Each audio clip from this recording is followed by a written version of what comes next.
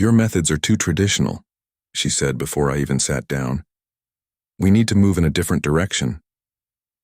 And in that moment, it all clicked. This wasn't about performance. It was about cost, about age, about pretending they didn't owe everything to the man they just cut loose. My name is Dean Sullivan. I'm 57 years old, and until last Tuesday at 10:04 a.m., I was the director of strategic operations at a logistics firm most people have never heard of, but relied on daily without knowing. I joined when we were still operating out of a warehouse behind a shuttered tire shop. Back then, everything was handwritten, held together with spreadsheets and overworked interns. But I saw potential, not in the business as it was, but in what it could become. And I wasn't wrong. Over the years, I skipped vacations, missed anniversaries, and let friendships fade so I could keep things running. I once spent Christmas Eve rerouting freight manually when our tracking system crashed. My wife sent me photos of the kids opening presents while I was on a folding chair with cold coffee and a dying laptop.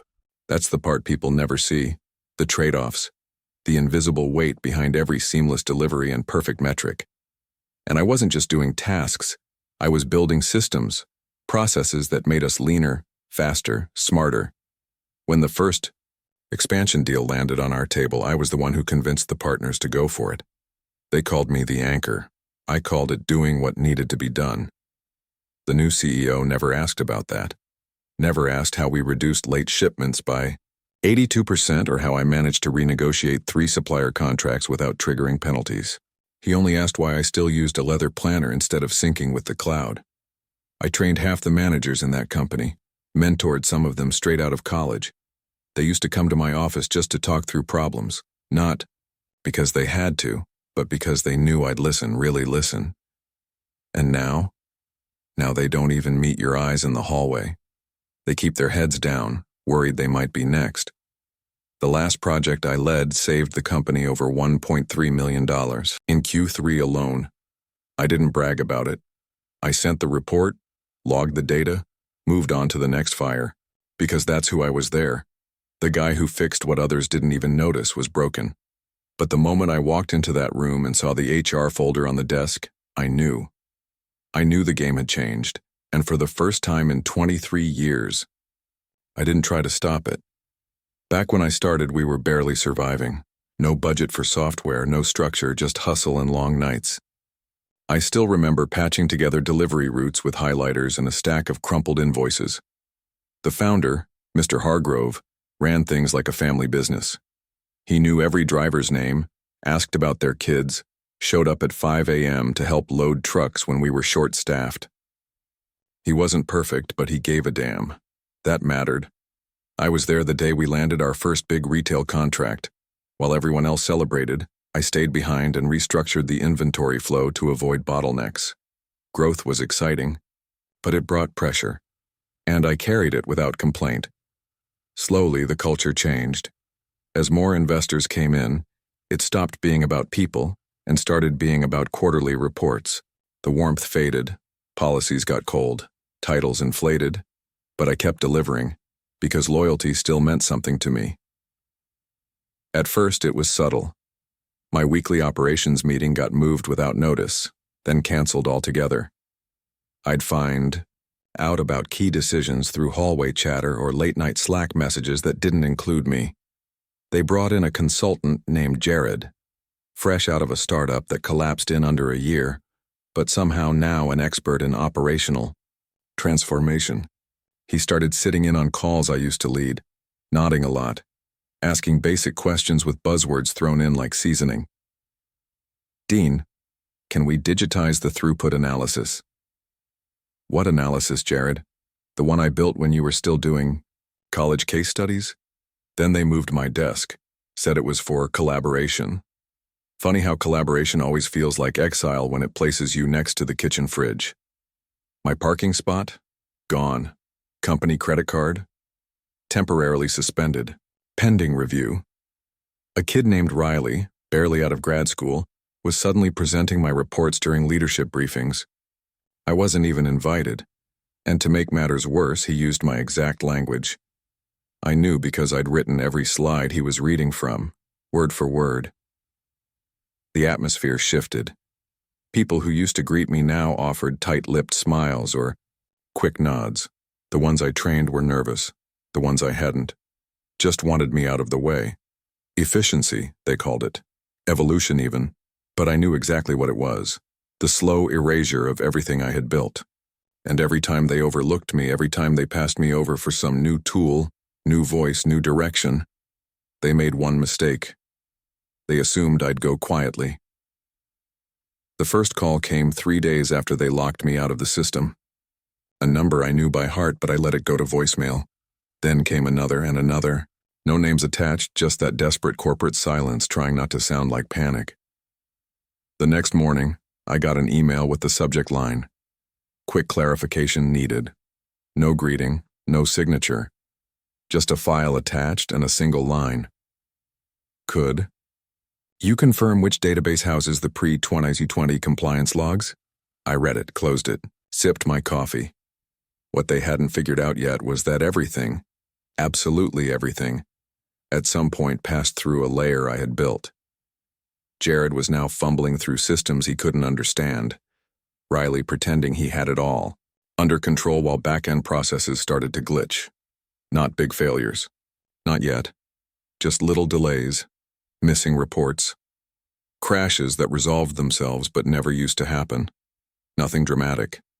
Nothing that would raise a red flag. Except I wasn't sabotaging anything. The systems were working exactly as they should. If the person who built them was still around. Then came the polite requests, disguised as consulting offers. Just a few hours to help transition the team. Your insights would be invaluable. I didn't reply. I didn't need to. They thought I left with nothing. But what I took with me was everything they didn't understand.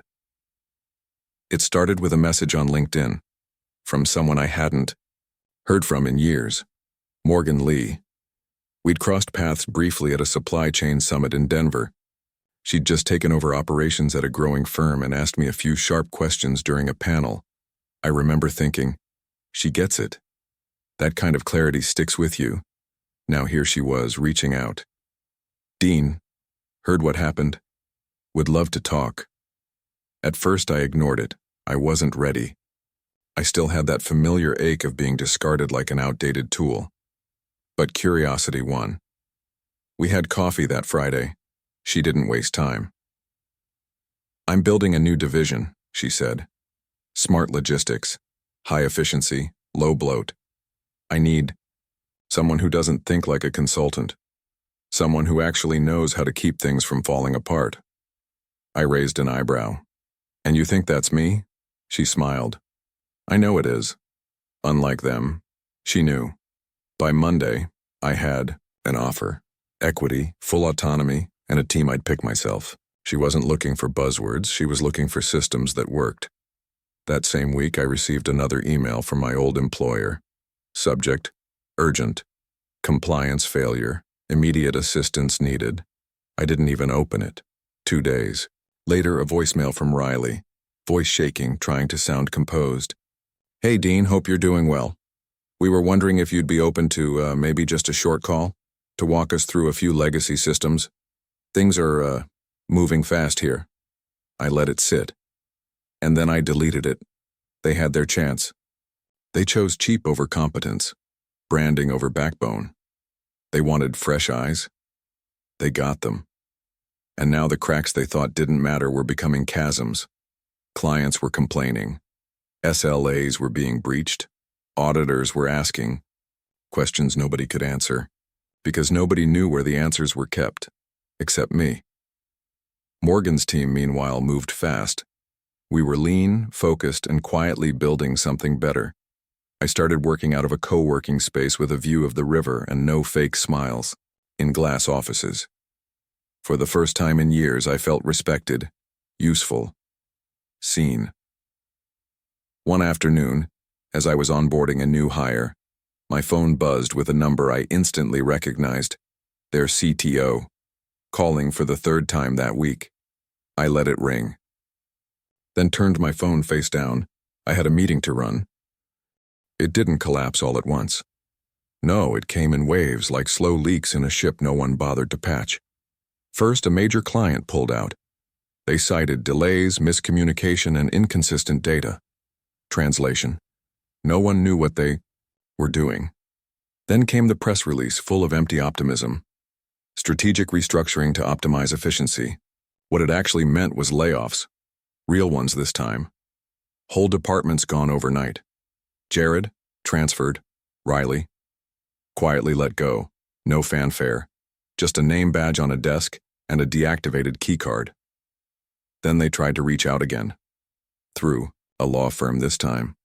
A formal letter requesting cooperation to ensure business continuity due to my historical involvement in system development. They called it a professional courtesy. I called it what it was: panic. My lawyer responded with a single line: Mr. Sullivan is not available for consultation at this time. Meanwhile, internal audits revealed more than they expected. Compliance gaps, lost data trails, and misfiled vendor contracts that traced back to decisions made after my departure. I hadn't sabotaged a thing, but I didn't need to. They removed the keystone and expected the arch to stand. I started receiving messages from old colleagues. People who used to avoid eye contact were now suddenly hoping we could catch up. One of them, Ethan, wrote, "I should have said something sooner. You kept us standing longer than any of us realized." I didn't reply, not out of malice. Just peace. Let them feel the silence now, because when you trade loyalty for trends, when you silence the voice that kept your systems breathing, you don't just lose a person, you lose the blueprint. I wasn't supposed to know that was their mistake. A former colleague, Grace from finance, reached out one night. We hadn't spoken in months. Her message was simple. Can we talk? Off the record. We met at a quiet diner off the highway, the kind of place where people mind their own business. She looked nervous, kept glancing around. Then she opened a manila envelope and slid it across the table. Inside? Internal memos, Slack transcripts, budget forecasts, names, dates. You were never too expensive, she said quietly. They needed someone to blame. Turns out months before my dismissal, upper leadership had quietly funneled resources into a pet project, an AI integration deal with a third-party firm that just so happened to be owned by the brother-in-law of our CTO. Conflict of interest masked his innovation. The problem? That project was bleeding cash. They needed a scapegoat, someone old school, someone with just enough visibility to justify a shift in direction, someone they could label inefficient without too many questions. I was perfect. They'd laid the groundwork gradually, canceled my meetings, redirected responsibilities, brought in younger voices to parrot my strategies and rebrand them as disruptive. And while I was out there keeping operations from burning to the ground, they were lining up the narrative. But the AI initiative flopped, miserably. Unstable code, unreliable predictions, missed deadlines. And now the board wanted answers. Grace looked me in the eye. They're trying to hide the failure, but the paper trail is ugly and a few of us kept backups. She handed me a flash drive. We couldn't stop it then, but we can tell the truth now. I stared at it for a long time. Not because I didn't want revenge, but because for the first time in months, someone told me what I'd been silently, screaming to myself every night. It wasn't your fault. And suddenly I wasn't angry anymore. I was calm. Because there's a special kind of power in truth, especially when the people who tried to bury it are watching their empire rot from the bay. Inside, I didn't go to the press. I didn't sue. I didn't rant on social media. I just forwarded the documents anonymously to the board's ethics committee. No subject line, no message. Just the facts. Let the truth do the talking now. I didn't set out to build a new company. At least not at first. I just needed to breathe again. Morgan had offered me space, creative, strategic, mental. She didn't micromanage. She trusted. And that's all I needed. The first team meeting was in a borrowed conference room, with a crooked projector and 3 people eating bagels off napkins. No fancy launch, no marketing rollout, just minds that wanted to fix real problems. And that's exactly what we did. We started small, optimizing warehouse flow for a regional distributor who'd nearly gone bankrupt trying to implement smart automation that didn't actually work. We listened, we redesigned, we delivered. In 6 weeks, their backlog dropped by 43%. That was the moment I realized we weren't rebuilding someone else's empire. We were designing a new one, from the ground up. I brought in people who'd been burned before, former project managers, analysts, warehouse leads, even drivers, who knew the pain of decisions made from boardrooms they'd never stepped into. We called ourselves Axis. No logo yet, just grit. And the rule was simple. No one was just a cog. Everyone had a voice. Every strategy was stress-tested in the real world before going live.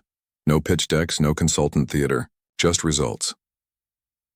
One day, after a particularly messy systems migration we'd salvaged for a mid-sized e-commerce brand, the client's COO said something I'll never forget. "This feels like working with people again, not processes." That stuck with me, because what they didn't get at my old job was that numbers are important, but trust is everything. And the moment you trade wisdom for automation, loyalty for scalability, you lose the soul of the operation. We weren't the fastest team, or the cheapest, but word got out. By month 4, we had 5 contracts. By month 6, we had a wait list, and no matter how big we got, I still made time to answer every question from the new interns just like I used to, before they stopped listening to me. Morgan pulled me aside once, watching our team talk through a last-minute pivot. "You're building something durable," she said. "Something that won't collapse when one person leaves." I smiled. That's the idea. Because this time, it wasn't about revenge. It was about building the kind of place I always believed could exist. One where good work mattered, and no one was disposable just because their resume wasn't shiny enough for a slide deck. The email came on a Thursday. Subject: Integration Opportunity, Strategic Leadership Inquiry. It was from a partner at Aldridge & Kessler, a global consultancy firm that usually dealt with Fortune 100 companies. At first, I thought it was a mistake, but the message was direct. "We're overseeing a merger between 2 logistics networks in critical condition. Your name came up more than once. Would you be open to discussing a leadership role overseeing the integration?" I blinked. Then I laughed. Not because it wasn't real, but because it was exactly the kind of invitation my former company would have begged for, back when I was still there. We scheduled a meeting. I didn't bring a pitch deck. I didn't wear a suit. Just walked in with a notepad and a list of non-negotiables. No, I wouldn't report to a board full of people who'd never set foot in a distribution center. No, I wouldn't sign off on cost-cutting disguised as optimization. No, I wouldn't lead if I couldn't choose my own people. To my surprise, they didn't push back. They'd seen what I'd built. They knew the disaster I'd walked away from, and how that same place was still trying to recover from the hole I never even tried to leave quietly. What I didn't expect was what they said next. "The board isn't just offering you a leadership seat. They want you to design the integration model from scratch. No legacy baggage. Full autonomy." It hit me hard. Not because I needed the validation, but because after everything, they were finally offering me power with purpose. I said I'd think about it.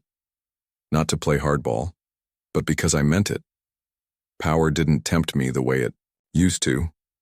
I'd seen what it did to people, how easy it was to lose the plot chasing influence. So I went home, brewed coffee in the same chipped mug I'd packed in that old cardboard box, and stared out the window for a long time. I wasn't interested in revenge. That part was done. But I was interested in rebuilding things the right way, on my terms, this time. And if they were serious about that, then maybe, just maybe, I'd say yes. No one knew I was coming. Not at first. The merger was finalized on a Monday, and by Wednesday I was standing in the same lobby I'd walked out of months ago, only this time, with a security badge that opened every door. I didn't make an announcement. Didn't call attention to myself. just walked through the turnstiles with the quiet confidence of someone who no longer needed to prove anything. The receptionist looked up. Recognition flickered across her face, followed by something else. Respect? Regret? Maybe both. The office hadn't changed much. Same sterile lighting. Same forced collaboration spaces that no one actually used. But the energy was different. Tense.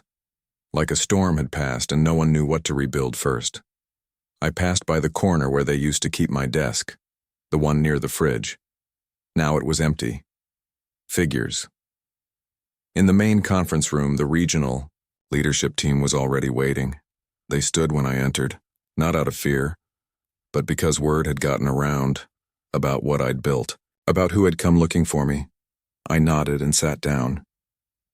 "I'm not here to punish anyone," I said calmly, "but I am here to rebuild what you broke. No lectures, no grand speeches, just clarity." Over the next few weeks, I did what I always did. I asked questions. I listened. I watched who still showed up early and who had learned nothing from the collapse. The systems I once designed were a mess, but salvageable. The people? That would take longer. Some left on their own. Others, I let go quietly. No shame. Just accountability. And slowly the chaos gave way to structure again. Not because I forced it, but because I refused to lead the way they used to. This wasn't about vengeance. It was about alignment. The people who'd once pushed me out were gone. The ones who remained saw me with new eyes. Not as the guy from before, but as the one who came back when no one else could fix it. I didn't stay for the title. I stayed for the people. Once the dust settled, I stepped back from day-to-day ops and started something we never had before. A mentorship track. Real training, real conversations. Not just PowerPoints and policy binders. I met with every new hire in their first week. Asked about their goals, their fears, what they wanted to build, not just where they came from. Some of them reminded me of myself, before the cynicism, before the politics, back when I believed integrity was enough, so I gave them space to believe too. One afternoon, a junior analyst named Lena said, "You make this place feel steady." And I smiled. Not because I needed the praise, but because that's the word I'd never heard when I was carrying it all alone. That's the legacy. Not noise, not flash. Just steadiness. The kind that lasts. I never needed a statue. Or an apology. Truth is, the ones who build quietly are often forgotten until something breaks. But if you listen closely, really listen, you'll always hear one name behind what still stands.